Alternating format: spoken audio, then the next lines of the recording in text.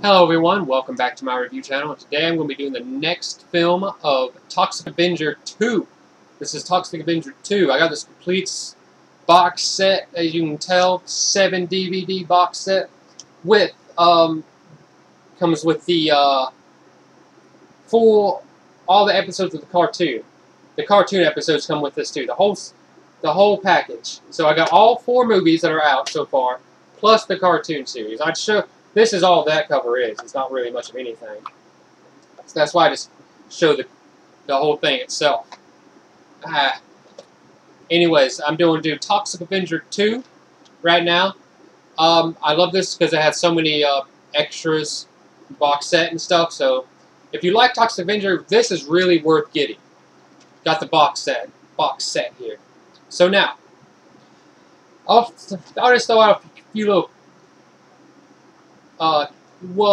goose eggs that I'll just let you guys know about this movie. This is the first film involving an actor, Michael Jai White. I like this actor a lot. I like a lot of roles he plays, but he gets typecast a lot, and he's just, I don't think people give him enough respect as a legitimate actor, which I believe he is. Ever since I've seen the movie Spawn, if you saw the movie Spawn, you know who that guy is. He played Spawn. He played Al Simmons. And this, in Toxic Avenger 2, that's his first role. In this, like, straight-to-video B movie. Like, this is his first role in that. Now, there's also another cameo in this. Is a Japanese guy called, his pen name is Go Naga. N-A-G-A-I. So, Go, G-O, and then Naga, or Nagi. N-A-G-A-I. He is a manga artist and an author of books. Best known for manga artists as Mazinger Z, Cutie Honey. Even I've heard of that. And I think we've all probably heard of Devilman. Those are his like top 3, I would guess. He's done many more, but he's also an author of many like science, horror, erotica books in Japan. So this guy makes an appearance in this movie too. Now, only other thing I can say is the title song you should definitely listen to in this movie. If you can look it up on YouTube, do it. The title song to this movie is awesome.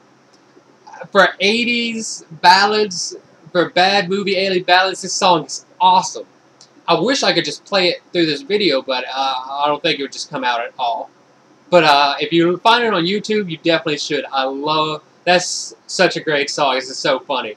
It's just, for what it is, I love it. It's just stupid. But let's just keep it going. It's going to be a little bit. A quick synopsis. This takes place like 5 years after the first movie, or after the ending of like the first movie in the timeline. And we got some new villains here, Apocalypse Inc. And they try to get the Toxic Avenger lured away to Japan to look for his father while they cause havoc in New Jersey, Tromaville, New Jersey. So, yeah, that's pretty much a quick synopsis, so let's get into this. Beginning, this starts off with, like, Toxic Avenger as a narrator setting you up. Kind of like giving you a backstory about what's happening. He's working at a house, the Home for the Blind, with his blind girlfriend, Claire. So he's working at the Home for the Blind with his girlfriend, Claire, who is also blind. Apocalypse Inc. pulls up with the head exec. The head exec is awesome throughout this whole movie and the next movie. This guy is awesome. I love how he plays like the top villain. This guy's the top villain in this movie and next movie. I'll just go ahead and say they made this movie and the next movie in 1 year. 1989 is this movie and Toxic Avenger 3. But he plays in both films, and as a top exec, his character, his persona is awesome. It's over the top. It is completely awesome. I don't know where they found this guy, but he's a good guy. He's a good actor. Plays a good bad guy. Apocalypse Inc. pulls up, sends in a guy with like a package with a bomb in it, you know, like a UPS package with a bomb in it, gives it to Toxic, he runs out, House for the Blind explodes. The Apocalypse Inc. guys in the limo, they're all laughing, trying to saying, "Hey, we took care of Toxic. Up pop Toxic Avenger out of the rubble." Apocalypse Inc. sees this. Toxic beats up a couple of guys out front in a gore type fashion. Good stuff. Good stuff. And Apocalypse Inc. breaks out from their limo. Another like 5 dudes with a half dog man. Dog man. So Toxic has to fight all of these guys at once, and he finished them all off in a very comical and gore fashion. Good gore to this movie too. Apocalypse Inc.'s head execs see this. Now, next to the head exec is a female executive. Now, they're all just called executives in this big Apocalypse Inc. There's the main guy, the head executive, which I don't even remember what they call him. But then there's the other executives. And there's like a good dozen, 12 or 15 of those guys. But there's the female executive that's in the car with him. I think they call her the leader of the Bad Girls Club. I think so. It's like the Bad Girls. So the leader of the Bad Girls with the head executive. They're in the limo. A bunch of... After those first 5 guys gets beat up by Toxic, they send out another, no lie, 12 guys come out of the limo. Hilarious. Just totally... This is where you see Michael Jai White for the first time. So Michael Jai White pops out, and he does his, like, very young, he's like a ninja and stuff. But again, he beats them all up in a very comical and very gore fashion. It's awesome. Funny stuff with gore. There's this one little, I'll just say, there's this one little midget dude, a little guy that pops out. He just says, like, after a Toxic's, like, beating up everybody up, he gets to the midget, the little guy, the little man, and he's like, after a hard day of fighting crime, beating up criminals, I like to play a little basketball. And Toxic just, like, scrunches up the little dude into a basketball and plays hoops with him. It's terribly awesome. Let me see. So, after they get beat up, everybody, Apocalypse Inc. heads back to their headquarters to figure out a way, another plan to get the Toxic Avenger out of Tromaville so they can take over Tromaville. And they all go on to explain why they want Tromaville. It's just like one stage of their plan. They take over Tromaville, which then they could take over New York, and then they could take over the world. It's just like the first steps in their master plan. So first they have to take over Tromaville, but they can't do that with a Toxic Avenger in their way. So they have to figure out another way, figure out a plan, a devious plan to get him out of Tromaville. And how so? They know Toxic Avenger goes to a psychiatrist, and the psychiatrist is a plant from the Apocalypse Inc. Corporation. So she suggests him to find his father in Japan. That's their plan. So now, plans Toxic to head to Tokyo.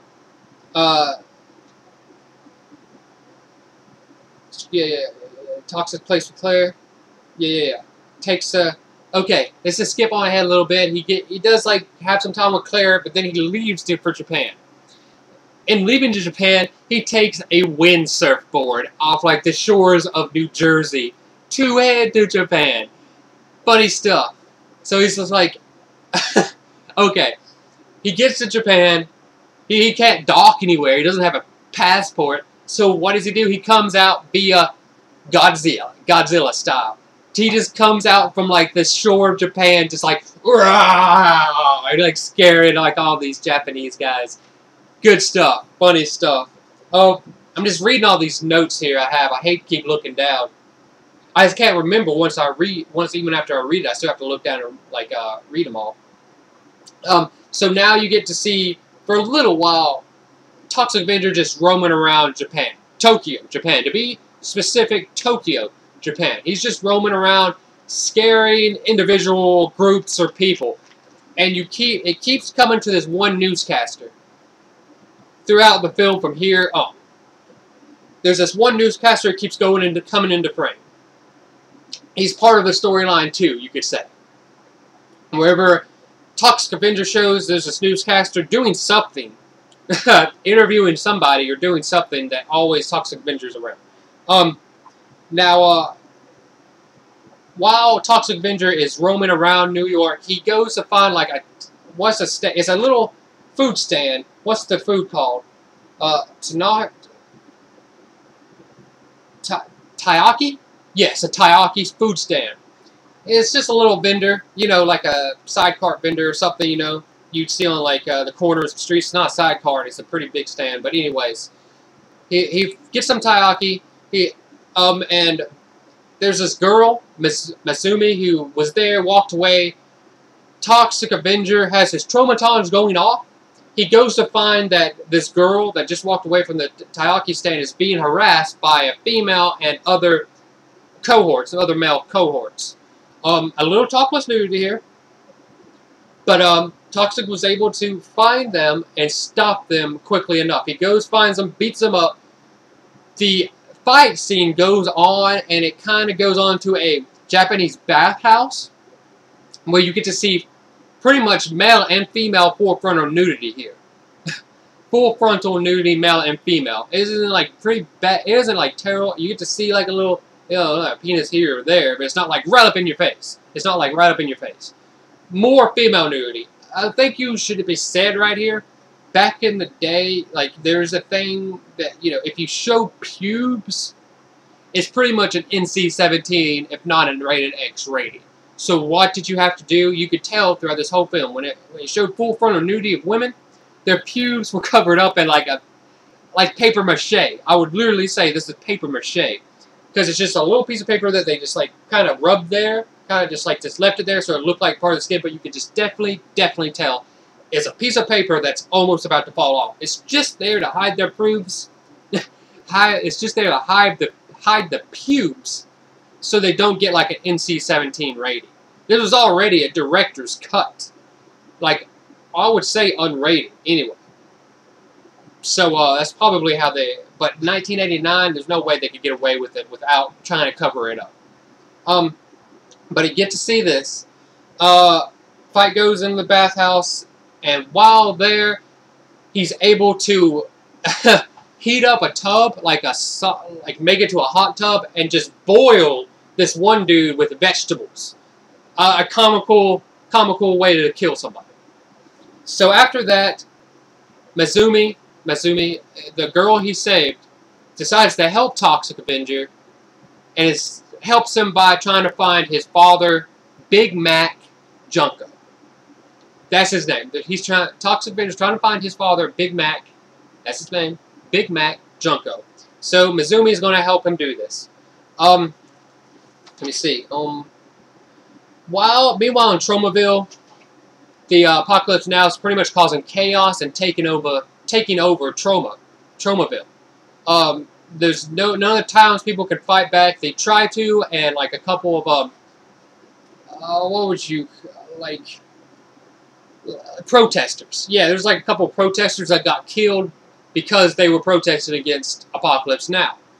So Apocalypse Now is pretty much taken over Tromaville.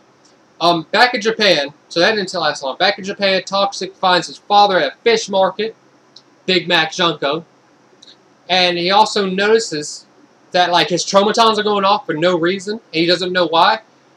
He sells fish. Big Mac sells fish, and one of the boxes falls, and a bunch of cocaine falls out of the fish's mouth. So now you know that Big Mac Junko is actually a bad guy, and that's why his Troma Teams are going off. So now Toxic Avenger has to fight his father. But by doing so, before he could do that, like his father kind of walks away, and Toxic follows, but Toxic's always being jumped by a different Japanese villain while he's trying to like walk through the city to chase his father down. So you get like a few different fight scenes here, a few different people, and let me see. Father's goons. While the fights are going on in the city with Toxic Avenger and the goons, this is where you get to see the cameo with Go Naga. It's actually the newscaster you've seen before. He's interviewing Go Naga about one of his new books he's doing. Literally about one of his new books. So it's actually a nice little interview, and it's kind of funny. It's in a movie. It's legit. I would say it's a legit interview. It's in a movie. So there you go. If you're down with that, that's pretty cool. Let me see. There's this part where there's this like last female villain before he gets to his father. She gets stopped. Doesn't really get beat up too bad, but all of her clothes get cut off of her. So another full frontal nudity right here. He uses like a swordfish. It's the nose of the swordfish. It's pretty funny, and the swordfish is actually a pair of clippers that they made. It's pretty cool. Anyways, after he beats her up, he goes and finds his father, Big Mac Junko. He has to fight him. He dresses. He takes off his clothes and dresses, or he has sumo wrestling clothes underneath, and he goes into that and tries to fight his son, Melvin, Toxic Avenger, via sumo. Before this, he explained about anti-tromatons. About that's why he's in the fish market, because with all the fish oils, Big Mac Junko was able to create anti-tromatons, and if it touches or hits Toxic Avenger, we don't know what could happen, but it could probably kill him. So during the fight, the anti-tromaton vial gets thrown in the air and smashes like at Toxic's feet. And when that happens, an oblivious butcher who's just watching Toxic Avenger, and during this whole time he's just like in awe over Toxic Avenger. He's just chopping up. He's like, oh my god! I'm just gonna look this way, but I'm gonna keep chopping. But that's what he does. Big Mac Junko lands on the table, and what happens? Good gore part. She starts chopping up the arms and legs of Big Mac Junko. Pretty good gore. Pretty good gore. So there goes Big Mac. After that, Toxic Avenger, Masumi, takes Toxic Avenger to a sumo, gym, health gym, recovery, rehabilitation place. Since it was caused by a sumo fight, she figured take it to a sumo gym to get healing. Yeah. Oh, wait, I just missed something. Right before the fight with his father, he had to fight one more dude, which was a fish man. He had like a guy with like a fish on him. I can't believe I missed that. I'm sorry. But that was right before the very last fight with his dad. So now he's at the sumo place. He's having to be rehabilitated back into, I don't even know why. I don't even know if he was really weak. I guess he was just weak after anti-tromatons. It didn't explain it very well. It was just trying to push the story along. But after this, Toxic's starting to feel better, and he decides to go back home. He thanks everybody for helping him. Mizumi, the sumo guys. He takes back everything he's learned back to Tromaville in the States. So now, we're back in the States. Let me see. Back at Tromaville, Apocalypse Inc. is causing chaos. Chaos is just running rampant throughout the city. And Apocalypse Inc. is pretty much the mediator of it all. They're controlling all of it. The bad girls, the female execs, the bad girls club, they find out where Toxic Avenger lives with his girlfriend. They go to ambush his girlfriend. And, the leader of this club has had this, homicidal, sexual innuendo kind of thing with Claire, the girlfriend. She's always talking about how she's going to kill him, but she's also talking about her big plump breasts and stuff like that. So it's a weird dynamic. You don't know if she wants to kill her or have sex with her first. But there's that. So the girls go ambush her. They start to beat her up when Toxic Avenger shows up and just stops it all. And Toxic Avenger kicks the leader of the Bad Girls Club right in her ovaries, right between the legs, kick her in the legs, and she's down for the count she had some balls. Yeah. Okay. By that time, it goes in this very quick quick deal about what's going on with the head executive, and it just starts to say that he sent out one more dude. The head executive sent out the Dark Rider. It's basically a man in full black getup, driving a black motorcycle, just with C4 strapped to his body, head to toe, headed for the City Hall to blow it up. And with City Hall blown up, there's nothing that they could do to stop Apocalypse Now or anything. Apocalypse Inc. I'm sorry. They call Apocalypse Now in the cartoon, but Apocalypse Inc. in the movies. So now you get a chase scene with Toxic Avenger has to get in a cab, and the cabbie has to chase the motorcycle. And so now you get like a chase scene with the car and the motorcycle. This lasts for like 10 minutes, 15 maybe max, 10 or 15 minutes. So you got a little chase scene here. You get two cars, the cabbie and another car collide with each other, and both cars just explode. With the cabbie, with Toxic Avenger in it, and two other old people. They're just like on their wedding anniversary, but all of them survive. Even though this big, massive explosion, they all survive, only with like smoke, all over their face and arms and stuff. Comical. That's all it was supposed to be. But that stopped him from chasing the Dark Rider. So Toxic Avenger had to jump out and find, what was it? It's a hovercraft. He finds a hovercraft to go after the motorcycle guy. And he actually catches up with them. Okay, I'll take it for what it is. I'll take it for face value. He catches up with the motorcycle guy, and somehow, this is like a weird part. Again, you just have to take it for face value. Let me see. He's able to step in front of the motorcycle guy. So the motorcycle guy, the Dark Rider, had to swerve to not hit Toxic Avenger. I don't know, they should have thought about this anyway, because really, the Dark Rider should have just hit Toxic Avenger anyway to blow him up. But I think by now he's pretty much immune to all that, so probably why they didn't go this way. But anyways, he had to swerve to not hit the Toxic Avenger, but instead runs into like a garage, a little mini place, and blows up that. So he was able to save City Hall in the end. The Apocalypse Now couple like head honcho guys, this shows them like, they're getting away from the city. But by the very end, everyone in Tromaville is celebrating over Toxic's win versus Apocalypse Inc. And who shows up but Toxic Avenger's real dad, Big Mac Junko. The real Big Mac Junko. It goes on to say that the one in Japan was Big Mac Bunko. Big Mac Bunko. His true dad is Big Mac Junko. Now, I should have said this earlier.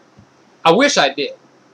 I meant to say it earlier, but in the movie, when he goes to Japan, there's two people in particular, Mizumi and his Big Mac Junko in Japan.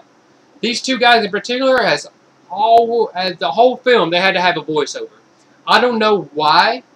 It's either their voice wasn't getting into film live when they were actually shooting it, or that they just did not know how to speak that well of English in the first place. These are legitimate, like, real Japanese people that plays these roles. So, you could just tell it's so bad. You could just tell that every scene that they have, they are voiced over by someone else. And you could just tell, it's so ridiculous.